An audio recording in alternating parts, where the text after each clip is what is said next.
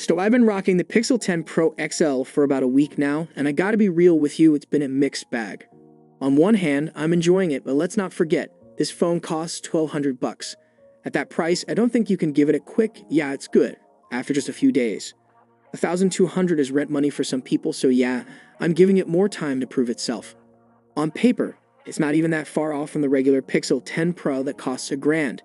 So naturally, I came in expecting some serious XL energy, but one of the big upgrades hasn't exactly blown me away yet.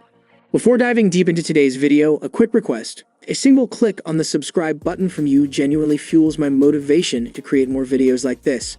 It means a lot. Also, drop a like and comment if you like the video. Now let's get straight to today's topic.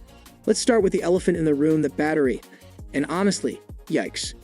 I've been getting maybe 4, sometimes 5 hours of screen on time per charge, which isn't great, especially for a phone with a bigger battery than the regular Pixel 10 Pro.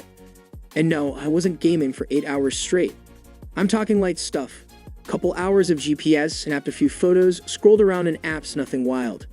Yet somehow the phone decided to guzzle down about 75% of its juice in a single day. Not the confidence boost I was hoping for in Google's shiny new Tensor G5 chip. And look, I know new phones take a bit to settle in after setup. Maybe things improve, but right now battery life isn't looking like a strong suit. If this is what the XL is pulling off, I'm kinda worried about what the smaller Pixel 10 and 10 Pro are gonna deliver. But here's the part that actually made me smile like an idiot. The magnets.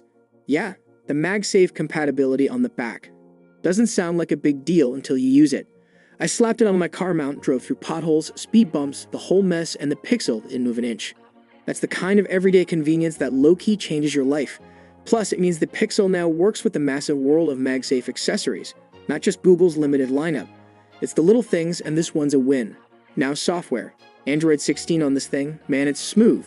I've played with it on Samsung's new foldables, but on the Pixel, it just feels cleaner. No weird lag, no why is this menu here moments, just logical and polished. Material use latest version, Material 3, adds some flair without getting in your face. Blur effects, nicer sliders, bouncier animations. It's fresh, but not a total redesign, which honestly thank you Google because I don't want to relearn how to use a phone every year.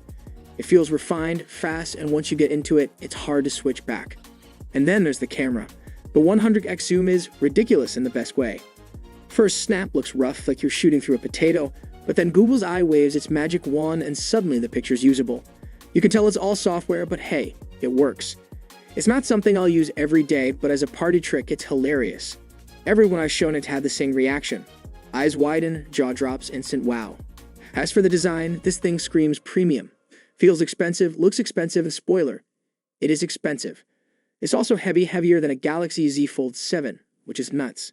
Size-wise, it's basically the same as an iPhone 16 Pro Max, so yeah, it's a pocket filler. But I don't mind. Google's design language is unique and recognizable, and while it's thick and heavy, it's also confident. It's not out here trying to be the thinnest, lightest phone. It's saying, yeah, I'm chunky. Deal with it. So should you upgrade? That's the million-dollar question. If you're on a Pixel 9 Pro or even an 8 Pro, honestly, I don't think this is a must-buy. But if you're still rocking a Pixel 7 Pro or older, the 10 Pro XL finally feels like a tempting jump forward. That's where I'm at after a week. I'll keep testing, especially that battery, before I lock in my final verdict. But I'm curious what you think. Is the battery a deal breaker for you, or does the MagSafe support, the software polish, and the camera wizardry make up for it? Drop your thoughts in the comments, and I'll see you in the next one.